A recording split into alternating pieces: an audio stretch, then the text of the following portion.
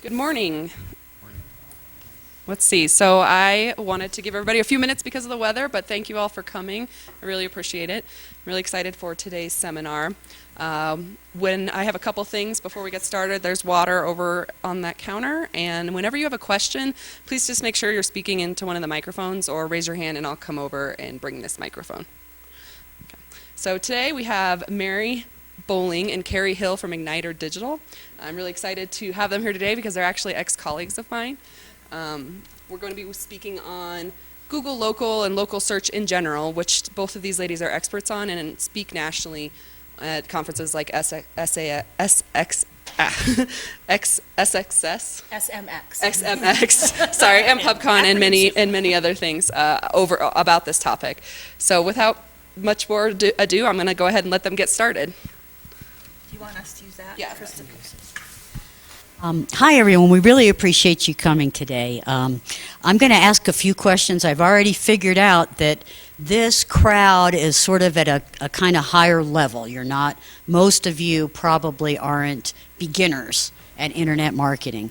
So we're going to breeze through our slides pretty quickly and try to get to the part where we can help you with specific problems you're having and answer your questions. I think that's really what's probably going to be most helpful for all of you. But I'm going to ask you a few questions first. How many people of you have a business listing on Google? All right. Do any of them have incorrect information in their listings? Yes. Okay, what kind of... The town does. Yeah, and we're going to talk about how to fix these things a little bit later on. What kind of incorrect information are you seeing in your listing? We have the problem with the Google Maps and where our... Your pin's in the wrong place? And do you have a problem also? Incorrect phone number for town hall. Okay. Anybody else have a problem with their listing, incorrect information on it? Well, same thing, Google. Yeah, Google's got us out on the ski run somewhere, so. Okay, so you're in the wrong place on the map. Anyone that has a business on the mall, the Snowmass Village Mall, ends up in the middle of the ski hill, because they all have different addresses.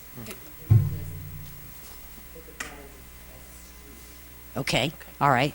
So we have a pretty simple fix for that we'll get to a little bit later. Do any of you have a home-based business? Because they have their own set of problems.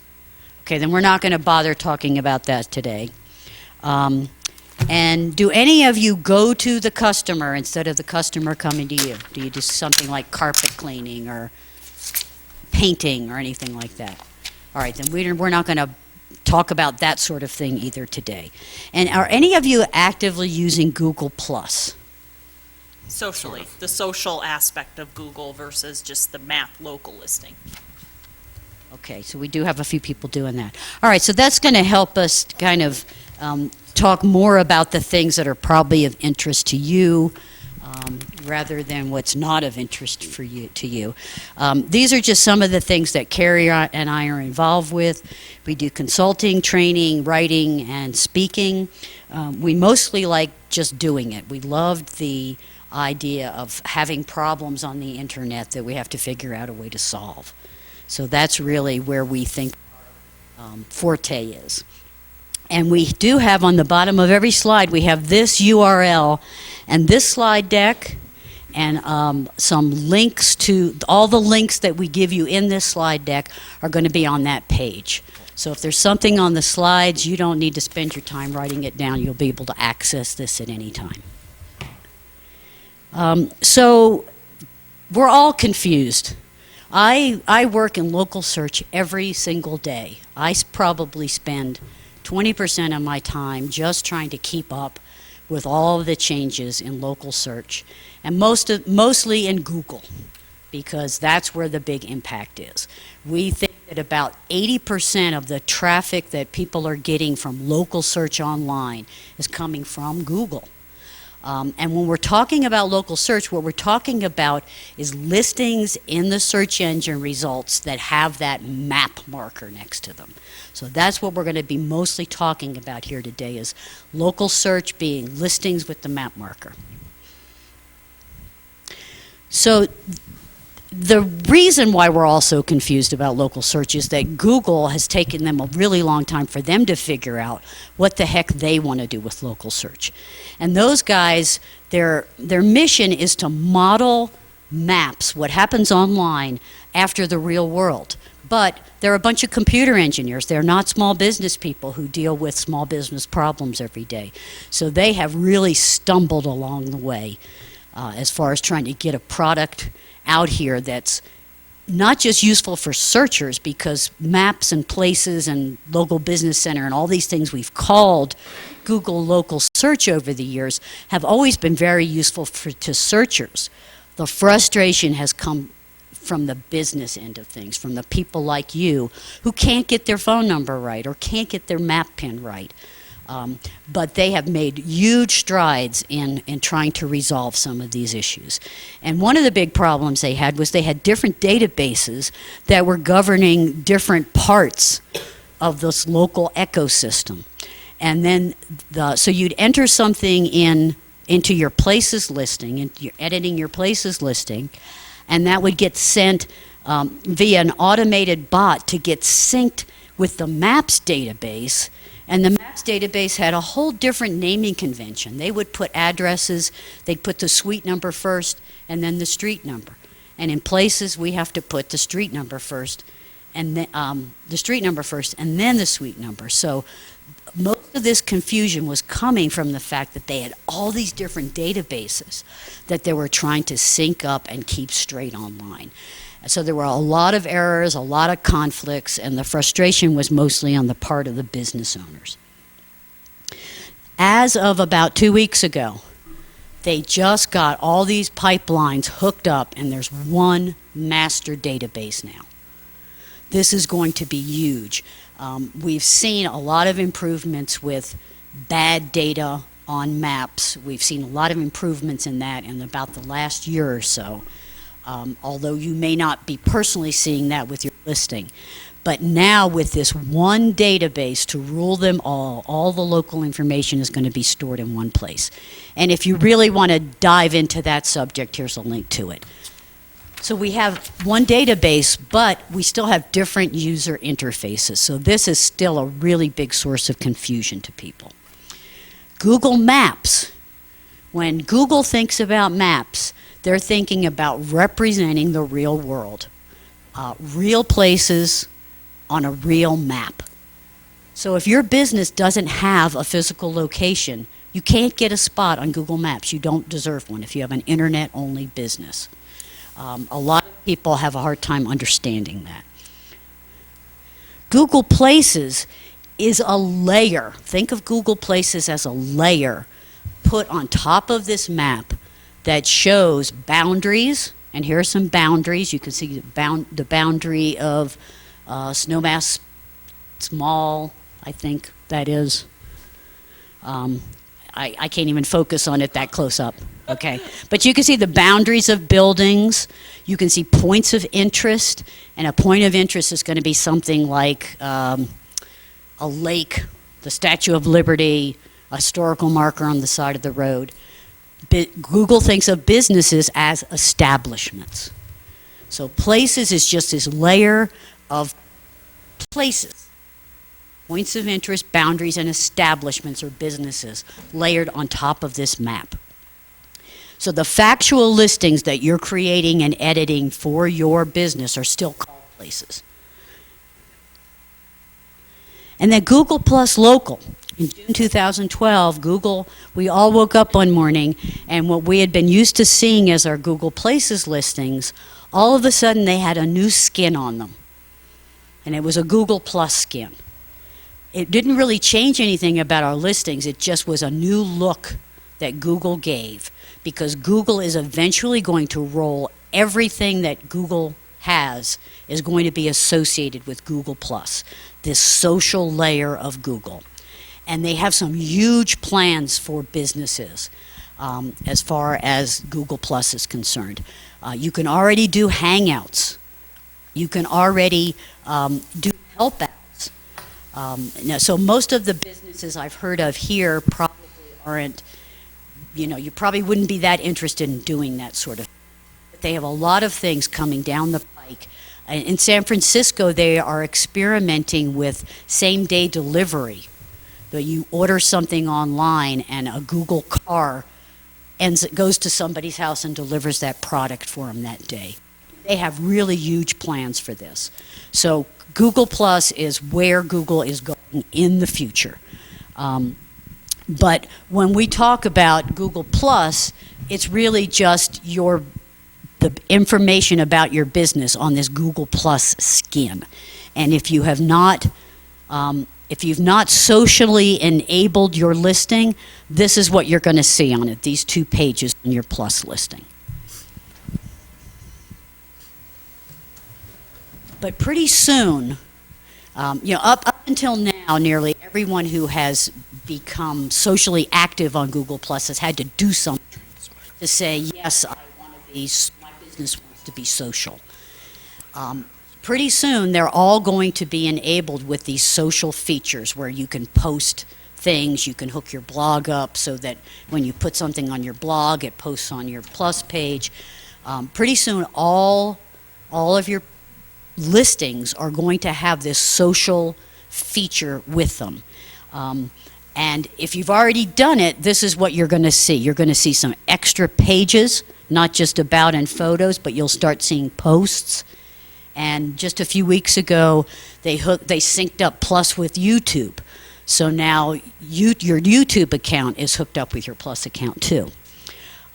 So if you haven't already done this, don't do it.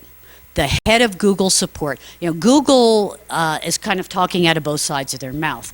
As a company, they would love for everybody to become active on Google+. They want to say, we have 50 million plus users. But in reality, the engineers are saying, we are not ready for this yet.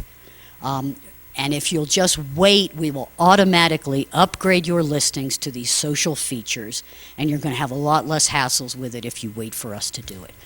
So if you haven't done that yet, I wouldn't be in a rush to do it.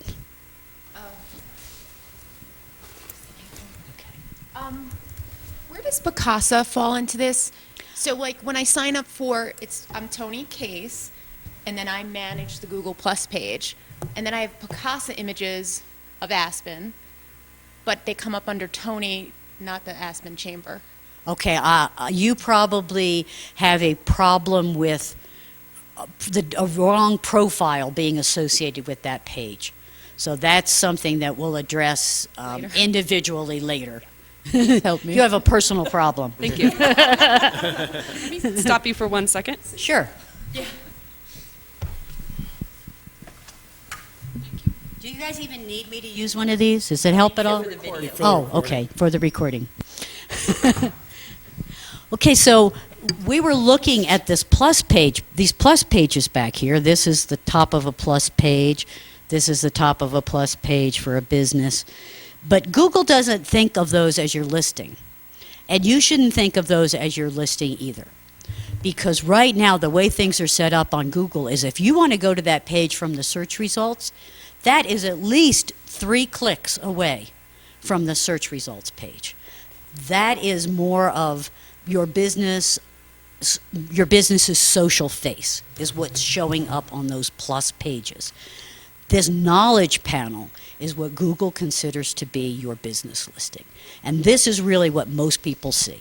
When you see this pack of local results with the map pins and you hover over here, this is what's going to show up. And this is what you should be looking at. This is what most searchers are going to see.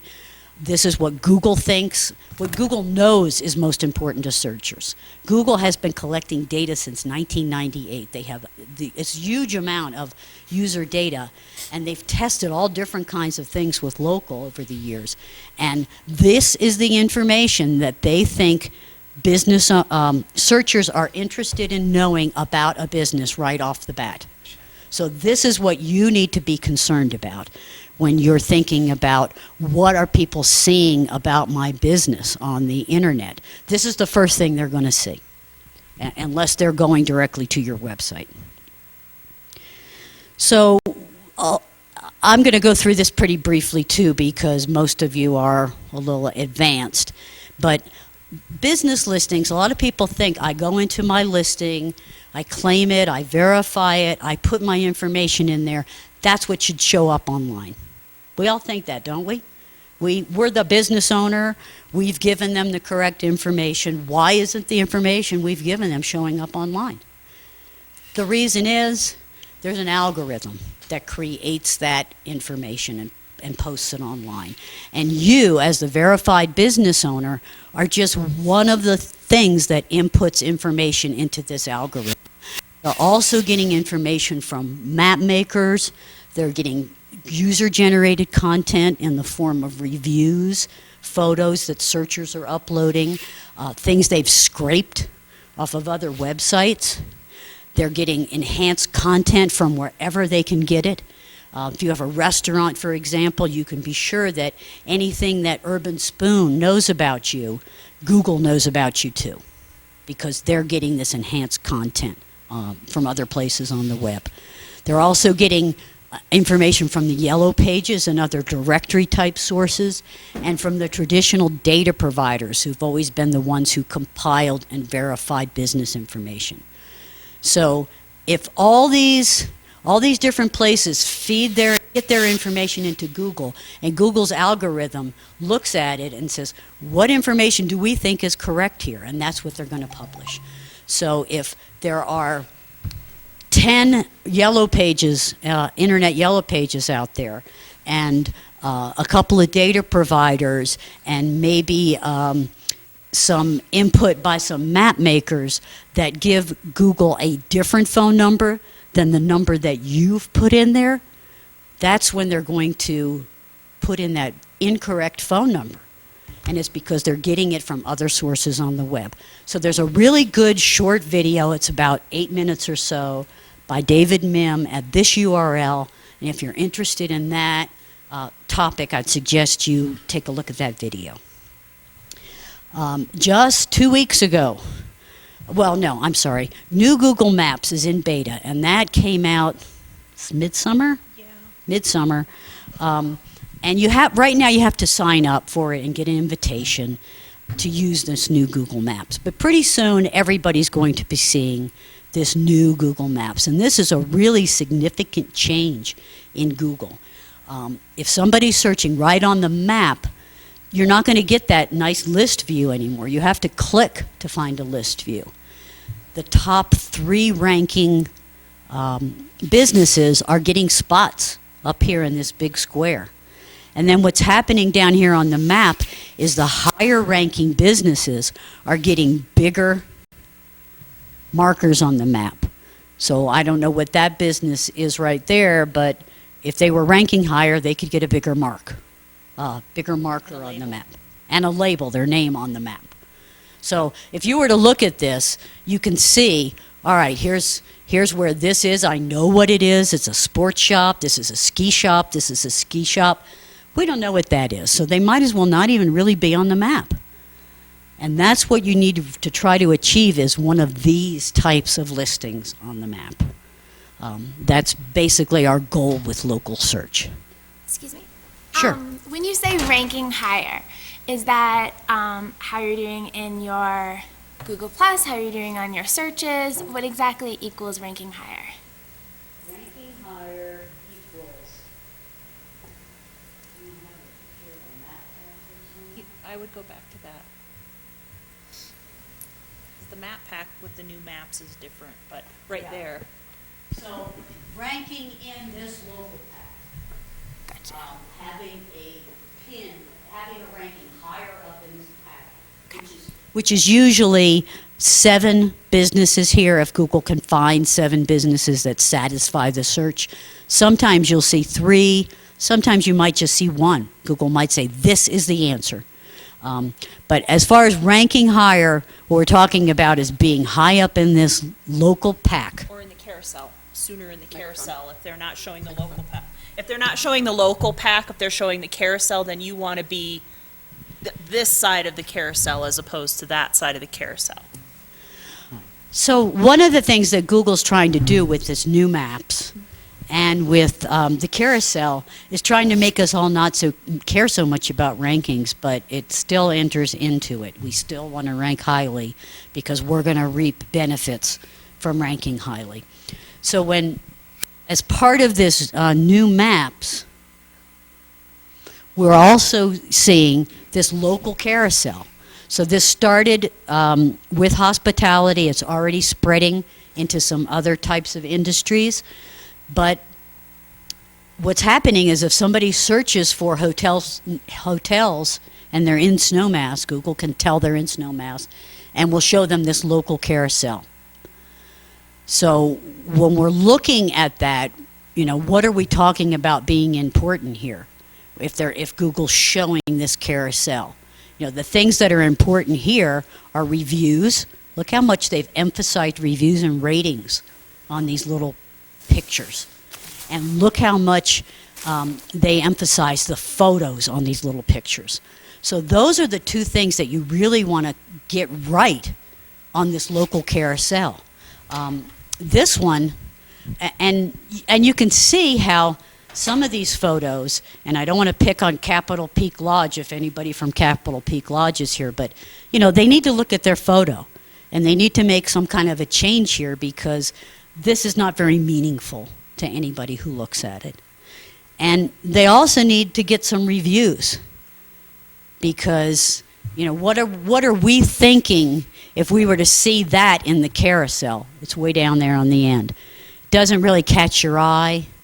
It doesn't really make you want to go find out more about it. Whereas something like the Viceroy, I think they could improve their photo also, but that kind of conveys a little bit of the ambiance of this particular lodging place. And you can also see that they have a lot of reviews on there. Let's go see what people are saying about them. Do I want to stay there? What are people saying? So this is what you really want to concentrate on as far as the local carousel is concerned. Your photos, and your reviews and ratings. And I'd like to just emphasize a little bit in this carousel, and I'm going to talk about reviews and getting them a little bit later, but if you look at this result, Woodbridge is first, but they don't have any reviews, and they're in the carousel with people who have reviews. There's stars, there's good photos. As a consumer, what are you compelled to choose? The option with no photos and no reviews, or the options that have great photos and great reviews of where you're going to be staying? As a consumer, they're looking for those reviews. Over 50% of consumers use other consumer reviews to purchase something. So that's a really important piece of the carousel as well. Just the way it looks to the consumer. And if I could jump in, you guys notice that there are Aspen hotels in that listing, even though it's a Snowmass search. The reason is Google is not finding enough valid Snowmass results because we're, as a community, not portraying our location appropriately. And so they'll pull the next closest result, which is Aspen. And a lot of Snowmass results return, like when you do a Snowmass query, you get basalt in the map. It zooms it way out to basalt because there's just not enough volume within Snowmass itself to zoom in closer. And so the more of your businesses that you work on getting lots of reviews and up-to-date listings, and we'll help you guys with that in the workshop portion, the more in Snowmass people in Snowmass that do that, the more Google will reward you with a more zoomed-in map, more local results instead of showing things in Aspen and basalt. So that's a real benefit for the community as a whole, as business owners as a whole. Okay, so when we go back to looking at this knowledge panel here that shows up when you hover over the results, this is what the searchers are seeing in the search results. You can see that the same things are important there. There's emphasis on the reviews and ratings and the photo. Those are the things that catch your eyes. So those are really huge things. Having good reviews, and you want to have at least 10 good reviews, I think it is, in order to get the star rating to show up here. I've seen it in a very few cases with less reviews, but that's because everybody in the area doesn't have 10, and so they'll show it. But if you have competitors who have more than 10, then your reviews aren't going to show. Do I have to speak into Yes, this? please. Okay. On Facebook, they just had the star review kind of upgrade as well. Does that mimic this at all? No. Okay, completely separate. Facebook and Google are pretty much mortal enemies. And Facebook has locked Google out of the Facebook, what happens on Facebook. Google, the bots are not supposed to be in there. They may be in there, we don't know, but Do they, microphone, Do they pull from Yelp and other Yes. review tools? They can. well, Google is looking at reviews all across the web. Go back here. Yeah. If you look more reviews at the bottom of this knowledge panel listing, it'll show you where it's pulling them from.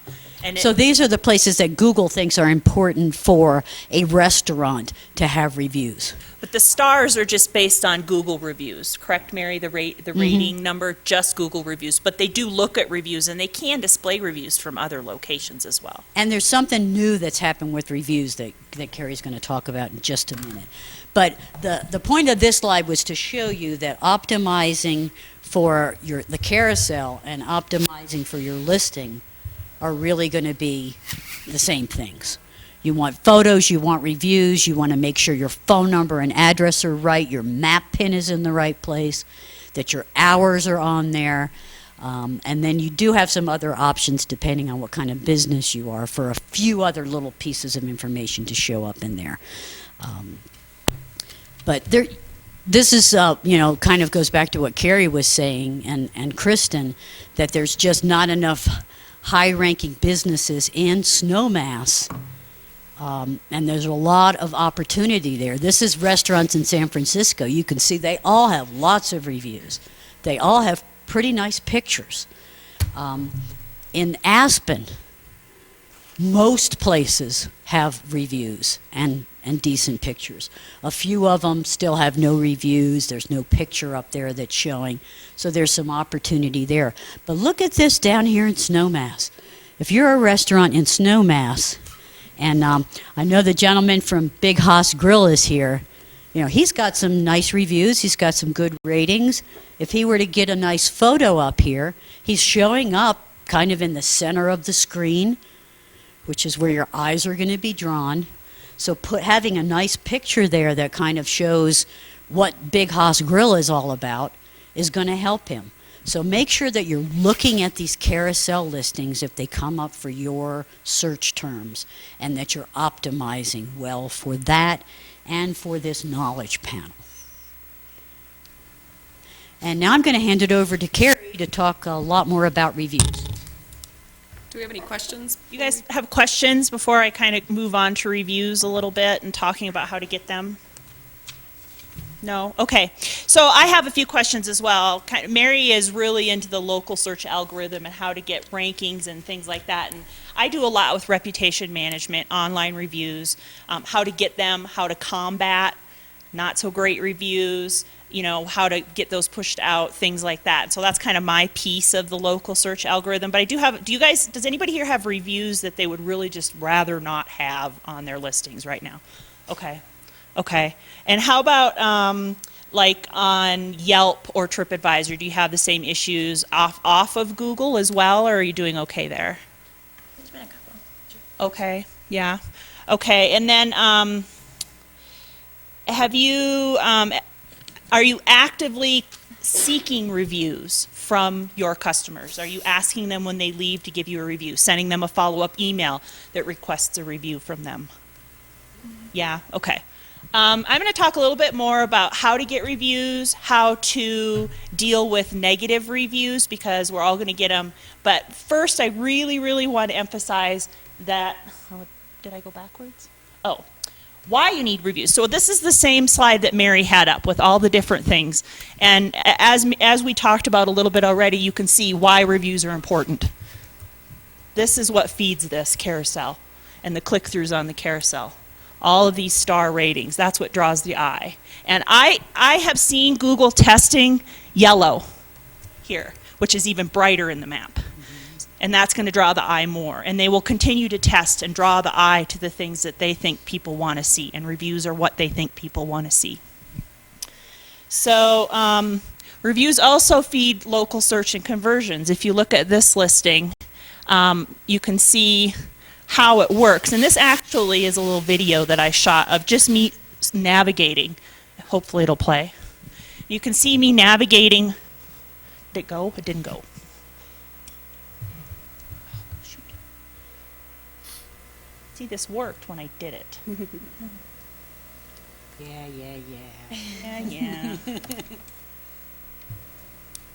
Going. Go. Just thinking. What I really wanted to emphasize here, and if it goes, it's not probably not going to go. But as somebody is looking at these listings and they go start hovering over these, what pops up are the names and the star ratings. So as people are navigating around in these maps, those stars are going to stick out for them. And so that makes reviews even more important. And so the goal of local search, of online marketing is conversions, right? That's what we want. We want people to buy from us or come stay with us. So anything you can do to make your listing different or better than your competitor is that one conversion that makes a difference in your business. So you can't ignore reviews. Why? And I mentioned this a little bit earlier. The number 3, this is from November 2013, shoppers' reasons for choosing one website over another 3, right here. 50% of respondents said online reviews. And this is not you talking about how great your business is. This is your customers talking about how great your business is. You can't ignore it. You can't put your head in the sand. I've been using this slide for online reputation management for 7 years. This one right here, this picture, because I know it's scary. You're afraid if you ask, you're not going to like what you hear. But if you don't ask and you don't hear the negative, you can't make it positive for the next guy. So it's all about customer service. That's what reviews are about. And if you control the conversation and where your customers have that conversation with you, you can control the outcome. If you're not talking to them about it, they're talking to their friends about it. They're on Yelp saying, this place sucks, I'm not going here ever again. But if they're talking with you about it, if you ask them for a review and they email you back and say, you know what, I wasn't impressed. You know, my room was dirty, the food wasn't that great, then you have the opportunity to have a conversation about them about how to make it right.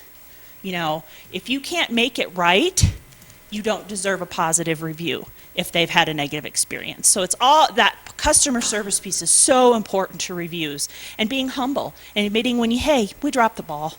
And most consumers will respond to that because everybody knows you have a bad day. Of course, you're going to get that crazy whack job you can't make happy. That always happens in business. But if you look like the bigger person, even if you're having a public conversation with them, you really try and take those conversations offline. But if they've left a review and you leave a response, or you've tried to contact them and they won't respond to you, you can leave a response to most reviews on most review sites. You can on Yelp, you can on Google, you can on TripAdvisor, all of those places. And if you're not responding to your reviews, positive and negative, that's a big tip for customer service. Always respond to reviews, even if it's to say, thank you so much. I really appreciate that review. That's really important to generating more business from reviews. So if you don't control when and where the conversation happens, you can't control the outcome. Even if it's bad, you can learn from that. Use it as a learning experience. Be humble, take ownership of the problem. Tell people what your steps you're going to take to solve it. We like to use tools to help us manage this, because who, as a business owner, has time to sit in front of their computer all day and send out emails and ask for reviews? We really like a program called Get 5 Stars. We use it ourselves. We set up our customers in Get 5 Stars. And what it is an online review cultivation and management system. And so you basically set up your business, you put a little widget on your website that displays reviews. You send an email through the dashboard to your customers once a week, every couple weeks, however often you want to do it. They get an email that says, hey, we'd really love you to review our business. Has a little rating system. If they leave a positive review, meaning there's like a national scale, 1 to 10 for reviews. If they leave a 9 or a 10, that review can automatically publish to your website and then invite them via the system to review you on Yelp, TripAdvisor, Health Grades, wherever else you want a review for your website. You control that. If they leave a negative review, it doesn't automatically publish. It doesn't invite them to review elsewhere, but it sends you an email and says, hey, you have some feedback you need to look at.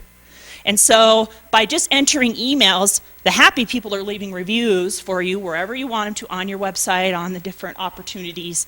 The sad people you're being notified of right away, and you're handling that. You're having a conversation with them about how to make it right. So we really like that system. The other thing that just came out last week, Mary? Was it last week? Is a review, Google+Local reviews widget. And this is going to be available to you within your place's Google+Local dashboard. It's not available to everybody yet, but it's coming. And it's a widget that will go on your website that will help you cultivate Google reviews that will then be also fed into your Google+Local listing. It'll be hooked together so that you can cultivate reviews in Google from your own website.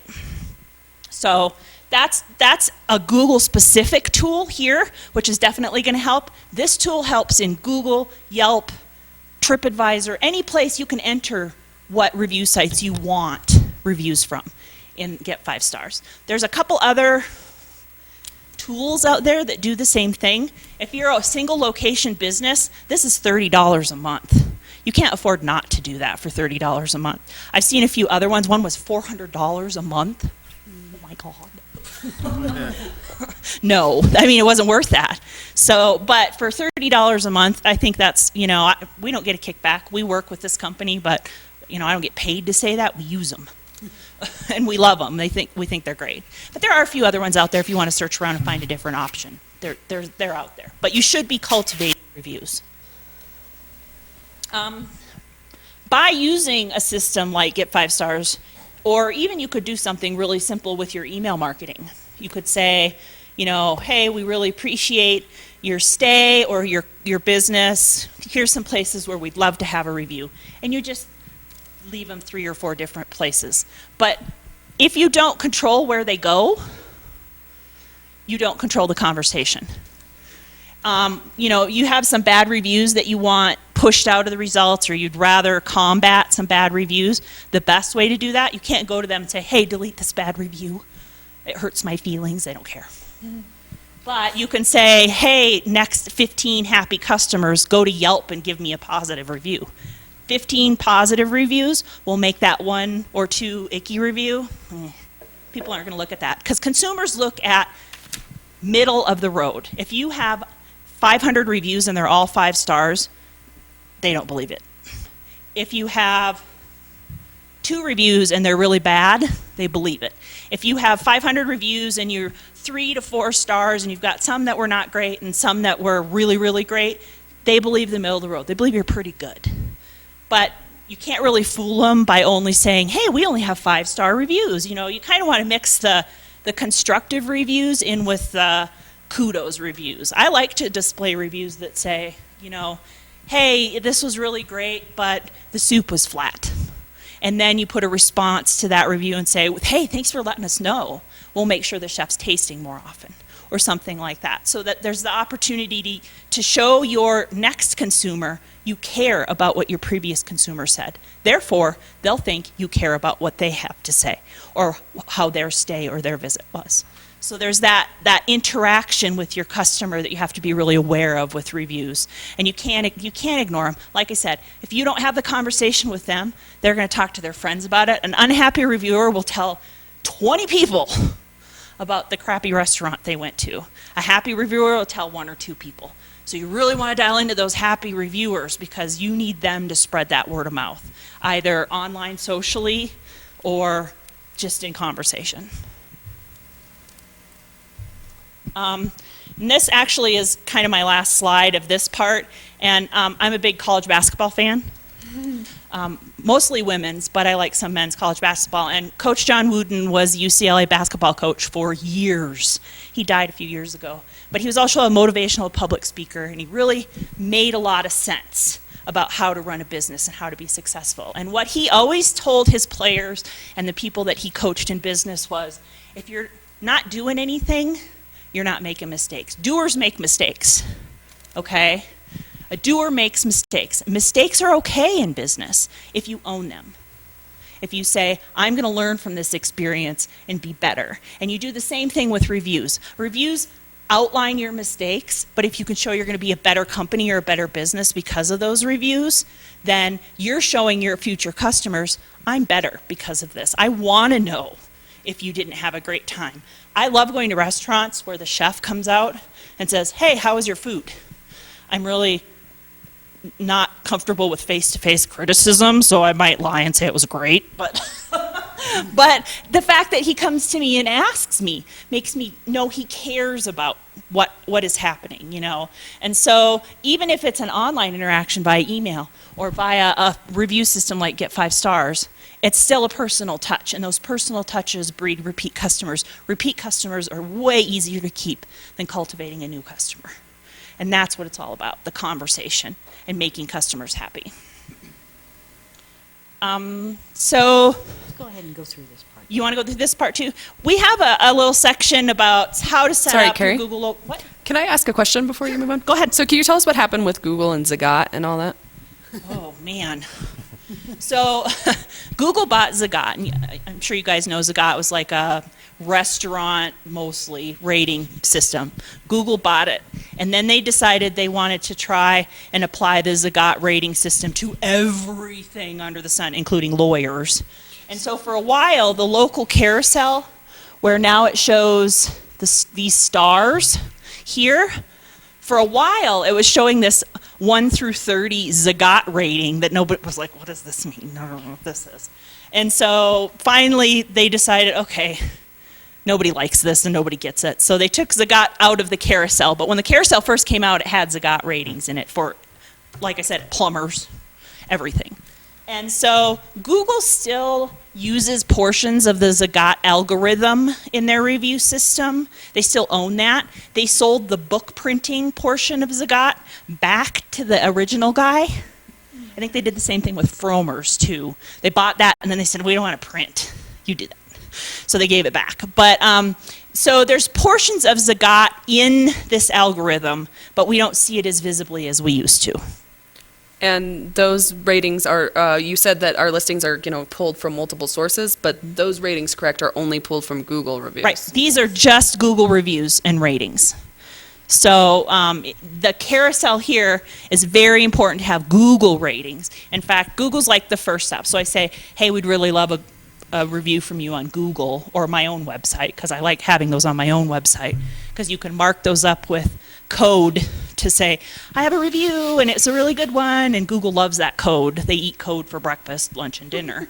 So, having reviews on your website are very powerful, but also have to have them in Google here Right. as well. Yeah. So we like reviews in Google because, one, you get these nice visual things to attract searchers to you more. And you also get a little bit of a ranking boost in Google by having more Google reviews. There are some thresholds. Like if you get 5, they'll start putting something about reviews in the SERPs about you. And if you get 10, I think they'll start showing these stars. And a SERP, just so you guys know, we speak in acronyms sometimes. A SERP Right. is search engine result page. So when somebody performs a query in Google, all the results that show, that's a SERP. Yeah. But not everybody is looking at the Google reviews all the time. There are a lot of people that are looking on Yelp, especially for hospitality type businesses. And so you don't want to ignore the rest of the ecosystem. The best thing to do, even when you can try to direct people towards leaving your review at a certain place. But Yelp has a filter. So if I've never been on Yelp before, and you say, oh, would you go review me on Yelp? And I'm not a regular Yelper, and I go in and I set up an account, and I leave a review, and I never leave another review again, my review's not going to show up there. And Google has adopted a similar type of system where people will review you, they can see their review, but it doesn't show up on the listings because Google doesn't really trust that reviewer that much. So even though there are some advantages to pointing people towards Yelp, if you have a bad review on Yelp that you're trying to dilute, or you want some more Google reviews because you want it to help your rankings. The biggest thing is to just let them leave a review wherever they might feel most comfortable doing it. Because in reality, it's not just the Google reviews that help your rankings, but it's having a diversity of reviews on all of these different types of websites that Google's used to looking at. They know for lawyers that Avvo and FindLaw are places where a lot of people leave reviews for lawyers. So they go there and they look at those reviews. If you're a lawyer and you don't have any reviews on Avvo, but you have 100 reviews on Google+, that looks a little suspicious to them. They think that's not natural at all. What is natural is having some reviews on Yelp and some reviews on TripAdvisor and maybe a review in the Yellow Pages and one over here on City Search. So don't try to force them down a particular road as much as trying to encourage them, if they're happy with you, to leave some good comments about you somewhere on the internet. Because Google's going to find them and searchers are going to find them. One of the things I like to do with Yelp is, especially for you're a destination resort. And so Snowmass people that live here as a whole aren't really heavy Yelp users, but people who visit here from San Francisco and New York City and Las Vegas and LA, they're all very, very heavy Yelp users. So a review of your destination on their Yelp profile is pretty powerful within Yelp. And you all collect name, email, city, state, right, from all your customers. So you know which customers are from New York and from LA and from San Francisco and from Seattle. Those are the people you say, hey, how about a Yelp review? Because you know they're probably using it because they live in those big destinations. Go ahead. When you were looking at the Artisan page, I believe it had TripAdvisor, like tripadvisor.co.uk. Right here? Mm-hmm. Yeah.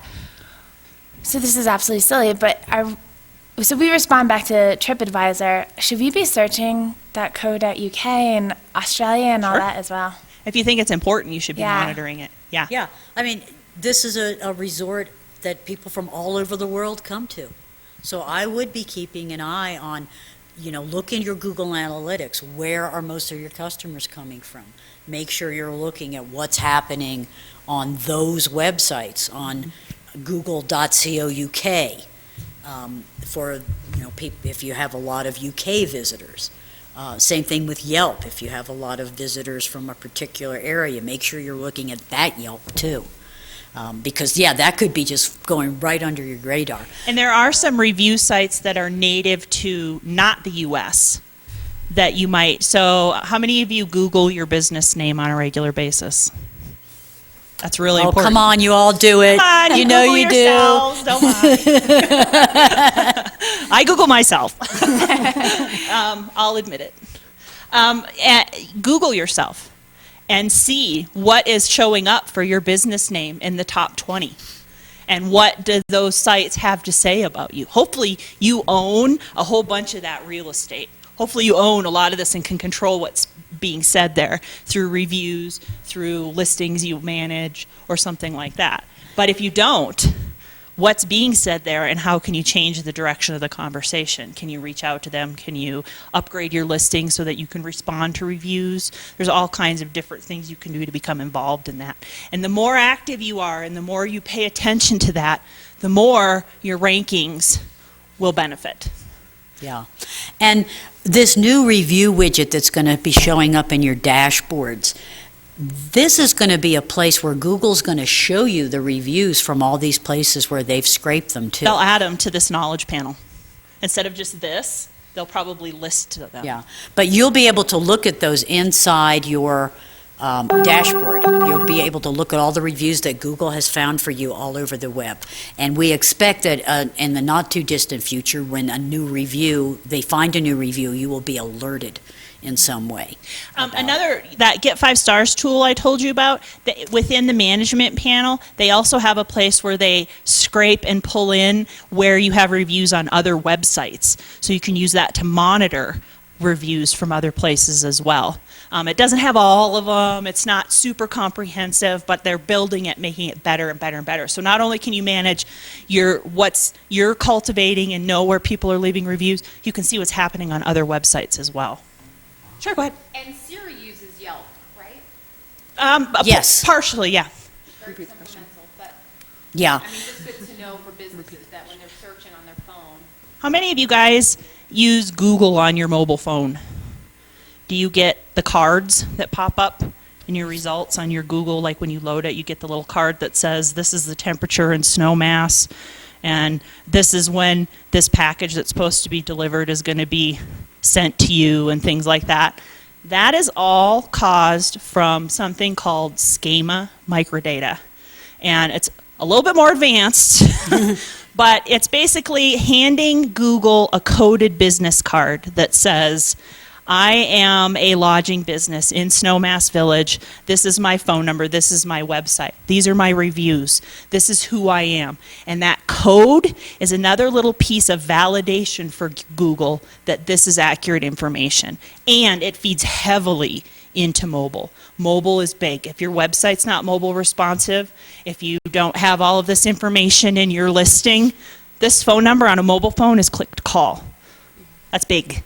And it's going to get bigger, especially with international visitors who use their phones much more heavily than other people. Oh, we neutralized that virus. I killed it. Can I just close it? Yeah, I gotta get a power charger. So, Mary, do you want to do this next section? And, Okay. and I'm just going to breeze through this because this is pretty basic stuff. Now we'll get to like the one-on-one help with you guys. Okay, so for your business listing, you know that you need to set up an account and create a business listing. Some of the things that trip people up are their business name. Use what's on the sign outside your business. It doesn't have to be Mary Bowling LLC, your official registered business name, but it should be what you're commonly known as. And usually that whatever's on that sign outside your business is what's good to use as your business name. Don't stuff any keywords in it. For a business address, use your actual physical street address. You can't even put a P.O. box in there anymore. Although if you've had one in there for years and years, you might be still able to keep it in there. For your phone number, use a local phone number with your area code as your primary number. If you have a toll-free number, put that in, but put it as your secondary number in your listing. And your description, don't stress over this because it's only going to show up on that plus page. It's not going to show up in the knowledge panel. People are not going to see that description. So make it short, sweet, use it more to attract people to say, you know, call me today for an appointment or something like that, but don't stress over that description. And let's see, what else do we have? I'm frozen. Oh, I broke it. We broke it real good. But anyhow, that was some really basic information, and I think there only might have been one more slide. So does anybody feel the need to take a little 5-minute break now? Something before we take a break. Just about that name, address, phone number information. Not only is it important to have it right in Google, Mary mentioned briefly before, every single website that has your business information on it has to have name, address, phone number the same. So if it's right in your Google profile, but it's wrong in Yahoo business listing and Facebook and LinkedIn and all of those other pieces, if your phone number's wrong there, it's going to feed that wrong phone number into Google. So data consistency is really important for local search. Okay, so this gentleman's going to get us hooked up to the internet, hopefully, so that we can actually go into some listings if you guys are game today and move some map markers and show you how to do that sort of thing. Take a break first. Does everybody want to take a little 5-minute break for some water? Get up and move around. They look like they're used to boring meetings. Well, really quick while let me send around a sign-up sheet if everybody could please sign in. as well. Will you be asking them to review this session? Is that one? Yes, let's review the session. Does anybody have any questions before we kind of move into the next section? I have a question. And please speak into the microphone. Yes, Okay. thank you. So with Google Plus, basically all the platforms, we have like Tumblr, we have Google Plus, we have Twitter, all this stuff. Not saying that I run out of content, but I don't want to put everything on the same page. And I like, the main ones kind of dialed in. Google Plus is definitely a newer one that I'm going to be focusing more on. You don't want to put the same items back on. Any suggestions on kind of what works best with Google Plus? I'm going to let Carrie do that. Okay. She's our social specialist. Thank you. So beyond what the search engine thinks, you don't want canned data or canned information. So you don't want the same words on Facebook, Twitter, Google+, Tumblr, etc., because that makes it look like a bot is managing your social media, and that's not user-friendly. But what I always say is certain data can be canned. When you put a blog post up, if you auto-feed that blog post into your Google+, it's kind of hard because they don't have an API yet. Okay. You can get around it using a tool called If This Then That and set up a recipe if anybody uses that. And it has to do with RSS feeds. It's a little complicated, but I can help you if you need to. So you put up a new blog post, and you have that auto feed to Facebook, Twitter, Tumblr, Google+ if you want.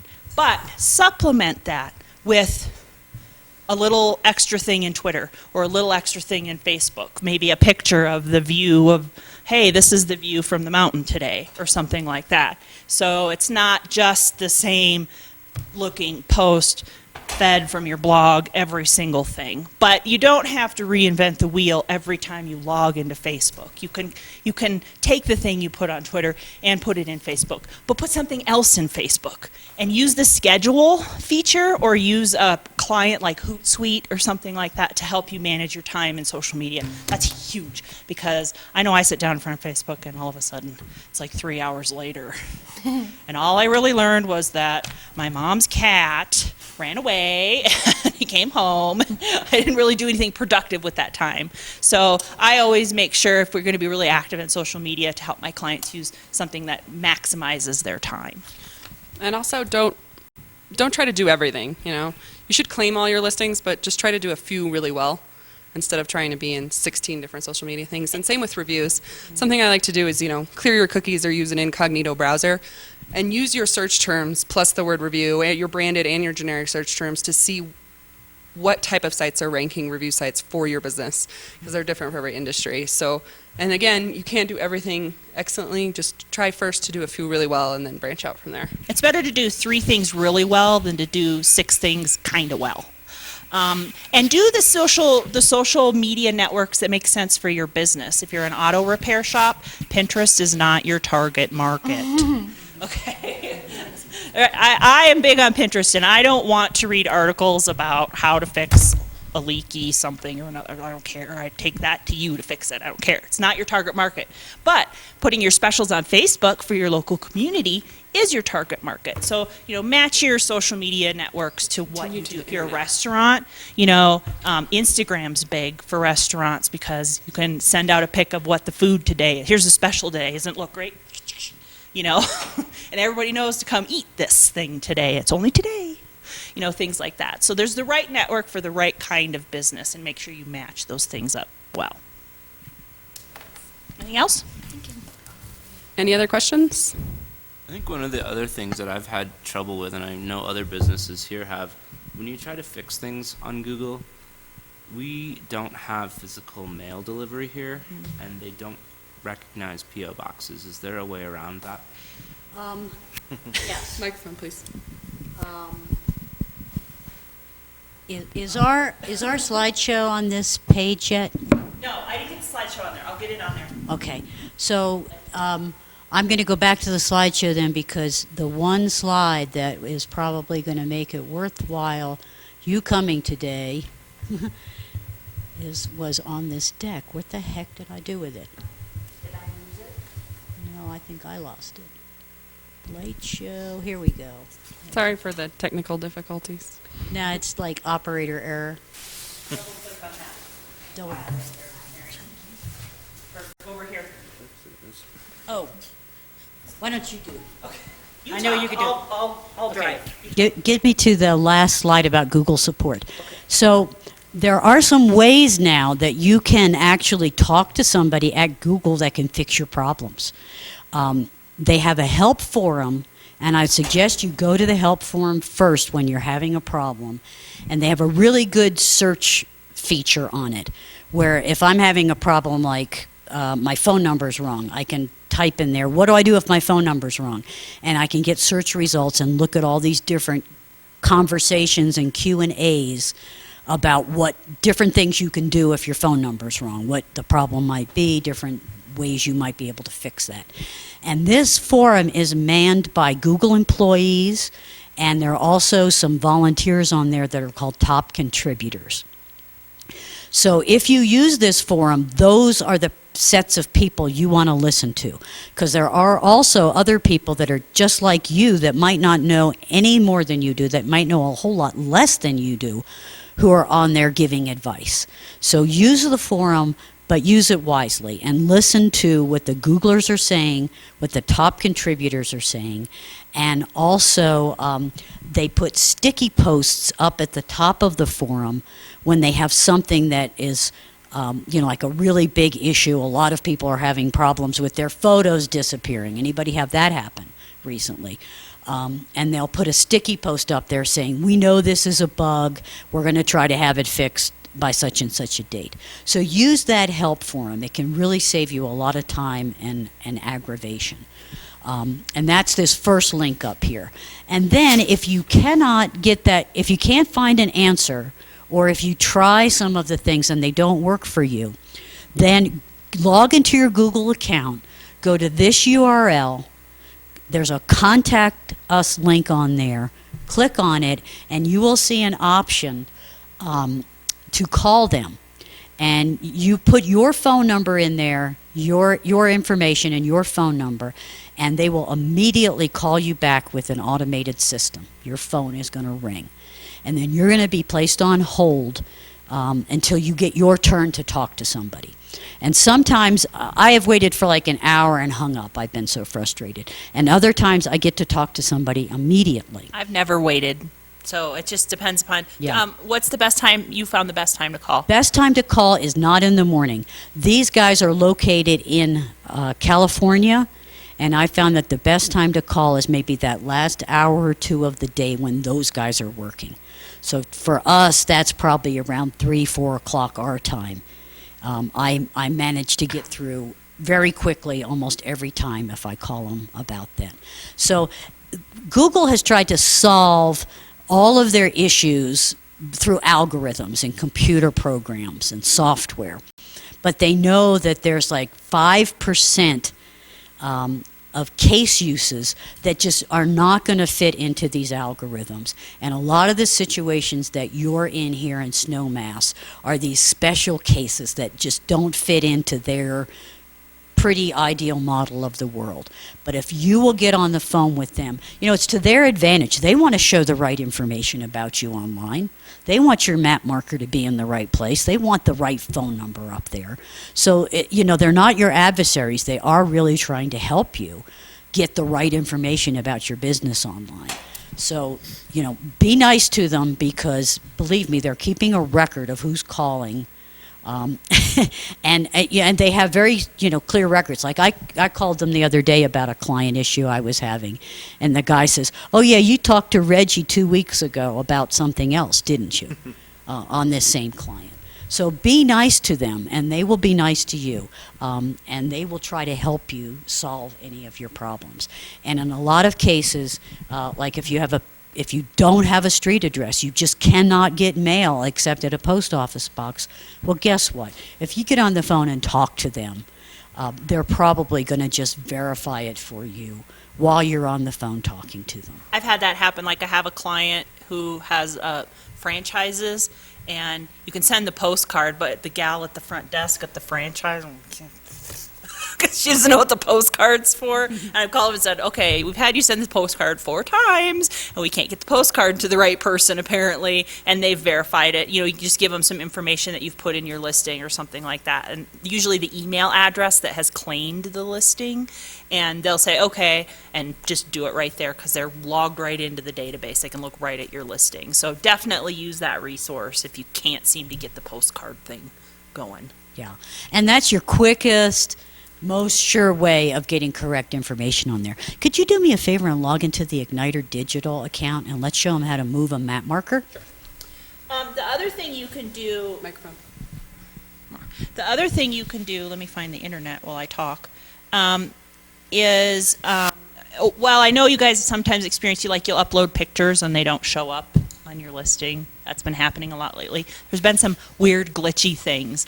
With this big database move, they've kind of not been updating things as often as they should. One of the things that one of the Google reps told me when I was on the phone with them was they don't update what faces the public every second of every day.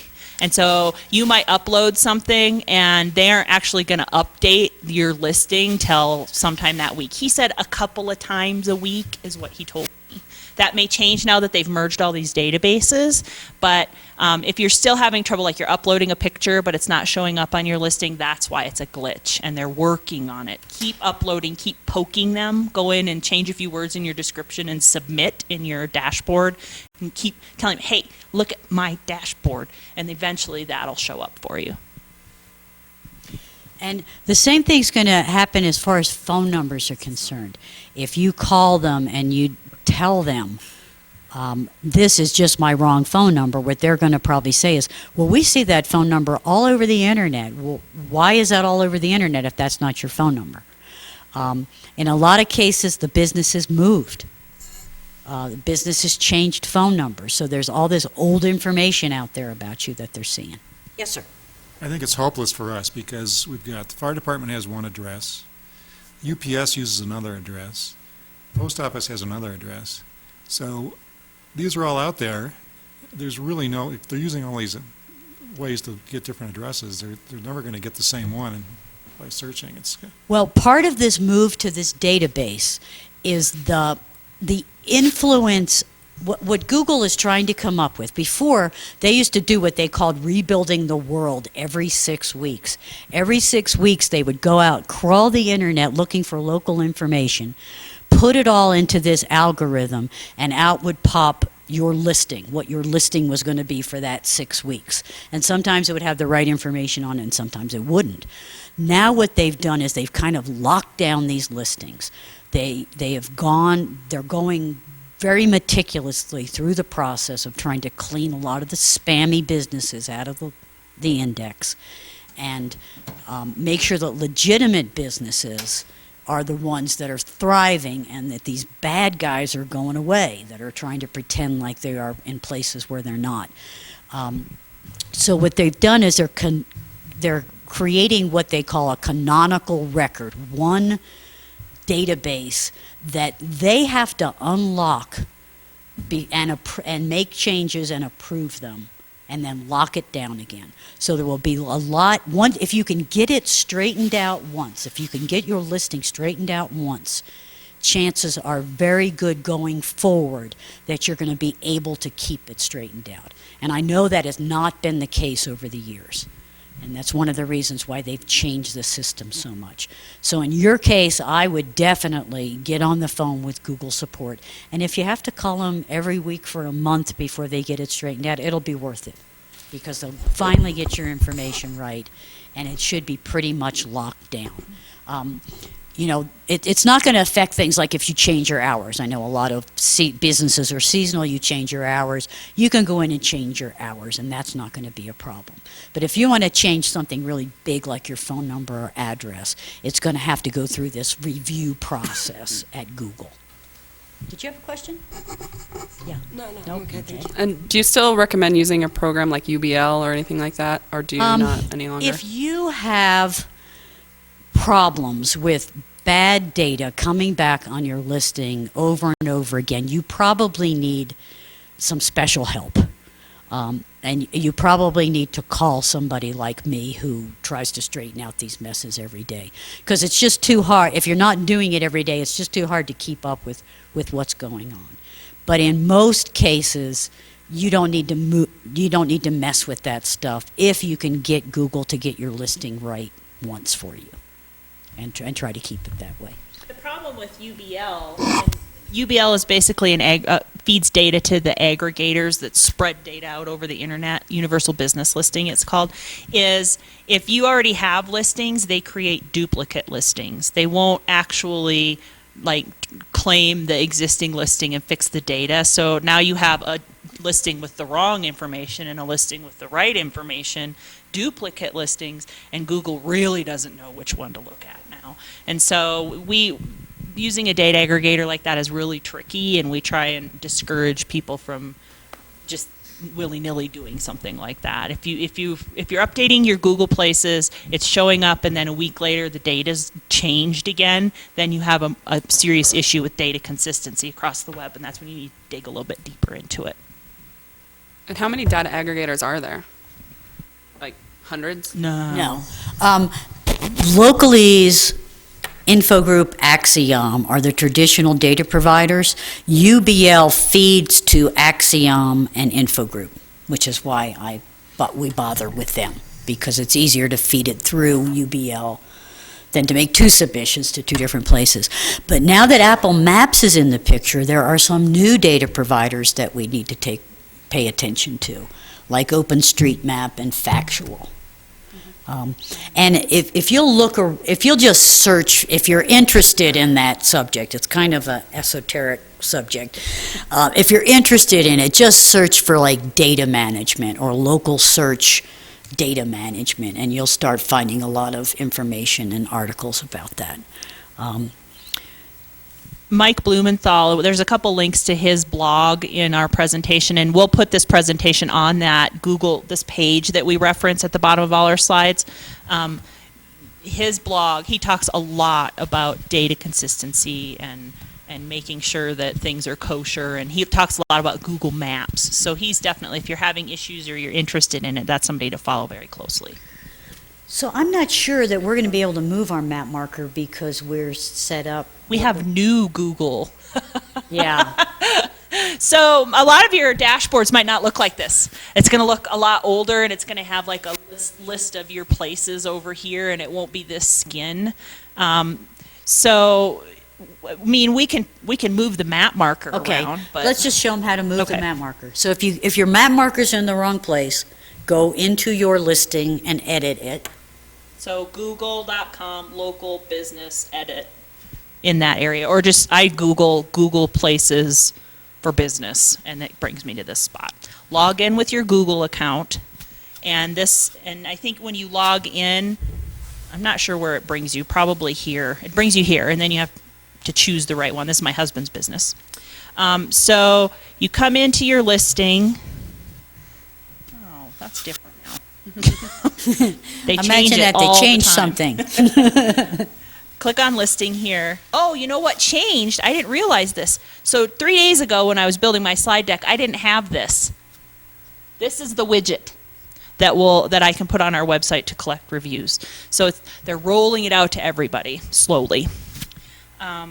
So you go into your listing, and you'll see in the old listings, this progress bar is on the right hand side, and you'll have all the data, and as you change it, it'll change it on the right hand side. If you want to change your map listing, you go to wherever the map section is. It might look different for you, and click edit. And then scroll over. I can come in here and grab my little edit marker location. Sorry, you have to click the little link, edit marker location, and then I can grab it and drag and drop it wherever I want, so I can put it in the right spot, and then click OK. I have to put it back. I have to cancel, actually, because I don't exactly know. That's Mary's. So that's how you can just drag and drop it into the right spot. Now, because we know that the databases are updating and they're kind of changing things around, I wouldn't be surprised if you might have to do it a couple times to get it to stick. Well, I think what you need to do is you need to move it, and then you need to wait a few days to make sure if it's going to get moved on Google or not. If it doesn't, then call support and say, I moved my marker to the right place, it's not showing up. Those guys can fix it. Yeah, absolutely. And so this is what your new dashboard, we should probably talk about old Google and new Google a little bit, because a lot of your view is going to be different than this. We set up our listing a couple months ago, and so we were put into the new Google. But a lot of your dashboard will look different from this. It will be upgraded. There's nothing you need to do. You have to wait for Google to roll everybody into the new dashboard. As they start rolling them, that's when they're going to start marrying that social profile you have on Google. So that's where you post things about what's going on and you +1 and you hope you get +1s. They're going to merge that with the local, but you let them do that. Don't try and do that yourself. Okay. So the lady over there who has a problem, what's happening is when Google first came out with this plus stuff, which was about 1.5 years ago now, they didn't have it all figured out yet. What they tend to do is get, like the seed of a product sprouting, and then they throw it out there and they let us use it and see how we're using it and complain what people are complaining about, what people are thinking are good about, and they develop it through use. Sometimes I like to think of it as they throw spaghetti at the wall to see what's going to stick.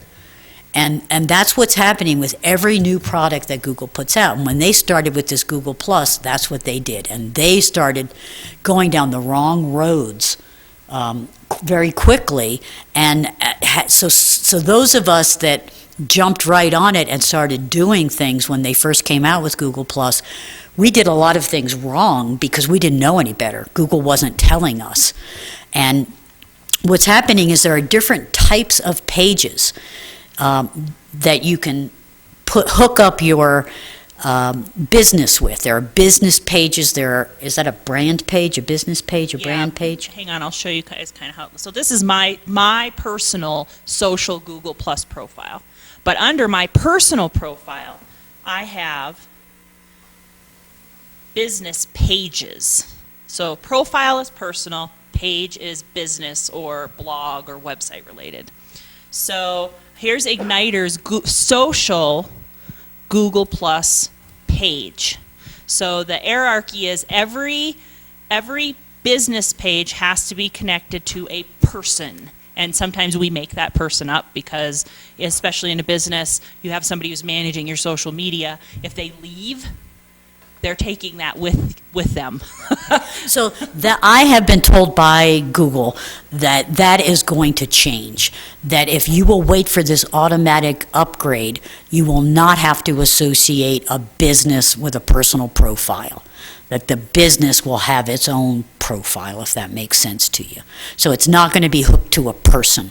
The socialness is not going to be hooked to a person the way it is now, which is what your problem is your socialness for that business is hooked to you. It's going to be hooked to a business instead of a human being. The other thing that's really important, and I don't know if we've talked about it too much, is what do you sign in with? Your Google login should own your Google Analytics account for your business. It should own your Places listing for your business. It should own Webmaster Tools. Your Webmaster Tools if you're using that AdWords, for AdWords for your business. So if you have to log in one way to see your Places listing and another way to see your Analytics and another way to see, your social listing, that's part of your problem. Not everything should be under one Google login. And there are people out there that wear tinfoil hats and say, I don't want Google to know that much about me. If you're not doing anything wrong, who cares if they know all of that? That's how they put all the connections together and know who you are and what you do and where you are. So put those things you use for your business all under the same login, or you will be sorry down the road, especially if your social Google is under a different login from your business listing Google. Does that make sense to everybody? Okay. You guys have any questions? You want us to help you with your problems? You want to take a quick break? Where are we? And we can definitely come around and talk to you if you don't want to kind of air your ugly stuff in public. We won't We'll tell anyone, definitely we come around promise. and talk to you individually and look at your things on your computers if you'd like. Yeah. So I kind of want to do maybe a question and answer session just with any remaining questions, and then we'll stop the recording and just kind of do a little work session. So, any questions? Just the fact that this recording will be available on that website, or is it going to be on the town? Kristen's the I recording. believe we're going to have a link to it that we will be able to add to that, but I'm not 100% sure about that yet. Yeah. So I will If we make get sure the link, everybody we'll knows put it how to on get. our page so you guys can find it. Yeah. And if everybody gave me their email on the sign-in sheet, I'll make sure that's readily available. I got a question. Go for it. So I just did 2 searches on my Android phone here. Uh-huh. One was Snowmass Lodging. Uh-huh. The other was Snowmass Village Lodging. Right. The 2 came up with very different results. Because Snowmass is not a town, according to Google. Yes. And what happens is, on there, the top 3 results for hotels gave me the Hotel Jerome Ask and For the which St. search? Moritz. And so is there any way that you can somehow get them to... You know, we talked to Kristen a little bit about the mapping thing. Yeah, it seems like Snowmass just isn't mapped very well. Google just doesn't have all the information that it needs to have about it. But you can go in and influence the information that they have through this interface called MapMaker. And that is really where the underlying data is. That's that one database to rule them all. Do you want to go to MapMaker? And also, just as a community, the more we contribute, Right. the better it will get. And that was kind of one of our There's hopes with always this going to session. be a little bit. So is the address, the formal postal address, is it Snowmass, Colorado, or is it Snowmass Village? Snowmass Village. Snowmass is like 9 miles from here. Right, and that's old Snowmass. Snowmass, right? Yes. Okay. So, and that's just houses. There's like a Conoco, right? Correct. Liquor store. Oh, a liquor store. So even if that Conoco and that liquor store can get Google Plus listings, maybe you go to them and say, dude, can we just do this for you? So they're identified as a town, and they have some information about Snowmass, Colorado versus Snowmass Village, Colorado. That could help a little bit, maybe. And somebody, some of you folks, like the Aspen Snowmass guy and Kristen with your association, you could call Google and talk to them about this issue that you're having with your whole area. And get some suggestions from them on what you might be able to do to straighten it out. Because the problem is we all brand ourselves as Snowmass. Like, we hardly ever brand as Snowmass Village. So that's kind of where it gets a little confusing. Yeah. Right. Yeah, and to the average person Consumer. that's going to do a search, they're not going to say Snowmass Village, like they have no clue the difference between Snowmass Because and Snowmass you've Village. branded as Snowmass. Yeah. So that's something that will probably take a long time, if it ever is 100% fixed. But the more information, again, that you guys get in Google for Snowmass Village, then you don't necessarily...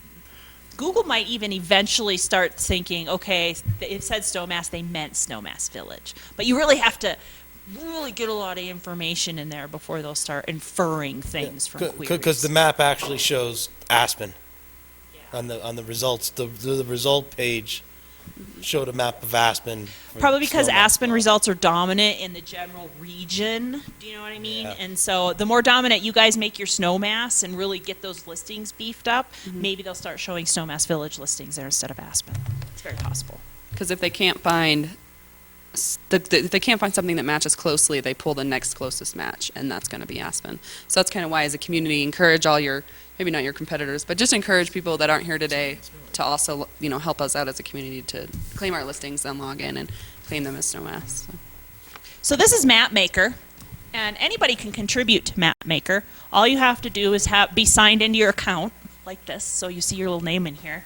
And you can see these are all the recent changes that people have made to the local area map, where I guess this is Snowmass Harmony Lane. So And so you can come in here and say, I want to add a new street, maybe, Mary, or? Yeah. So, new construction, they built a new street, but it's not on the map yet. You can come up here and say, add new, and do you want to? Okay. I have the worst reputation in MapMaker. Oh. Microphone. MapMaker is one of those places. MapMaker is one of those places where you have to kind of earn your chops. And when it first came out, my inclination as a dabbler in everything was to, I don't need to read any instructions, I can figure this out.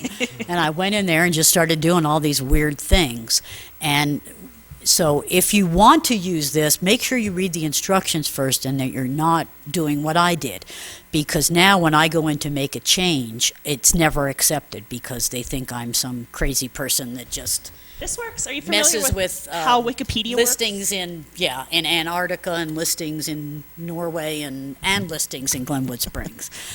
So you have to kind of be a responsible map maker in here and make good edits that are approved. And the more edits you have that are approved, the more trust you have, the quicker your edits are going to be improved, and the more, the less scrutiny that they're going to have on your edits. But if you were to go in here and start saying, well, that's a dead-end road, and you mark that on there, and it really is a dead-end road, and it gets approved by the regional editor, then that's like a plus point for you. This person's making good edits, and the more good edits you make, the better your reputation is. The more you can go in and edit, and the more quickly your edits are going to get approved. This and is show also up the on there. place where spammers get outed. If you look at this listing right here, so this Dania T. Armas DDS Inc., this person came in, Joe Goldstein, and changed the name to that. The reason was correcting poor data, listing did not display the official business name. This listing probably said Redwood City Dentist or something like that. So if you're spamming, these MapMaker people will come in and change it, and then Google goes, "Ooh, they're spammy," because it was flagged as being wrong information. So you can come in here, read the terms of service so you don't do what Mary did and get a bad reputation. It's like editing Wikipedia. It's crowdsourced editing, but other people will call out bad editing. And so you can add a place, maybe new business opened, or in the mall, one business leaves. Village Market's leaving, has left, is leaving? Will be leaving. Will be leaving.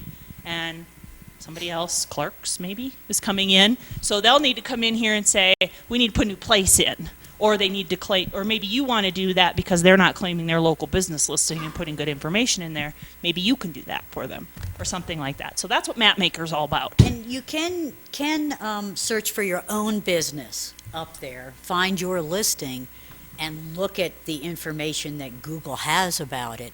And you can also see the history of the edits. That may not be as fascinating to you as it is to us. Data nerds. So there's no edits here for Snowmass tourism, but you can see this is where it is. This is the data that it has about Ken's it, if Road's this is still there. correct. That's great. You might even be able to edit and add the phone number. Yeah, add a phone number. Yeah, we're having problems. I have problems verifying ours because of the post office box. Call them. I know, yeah. So we also have an automated. Another way to verify your listing is a phone call. But the town hall is an automated system, and you cannot do it through an automated system.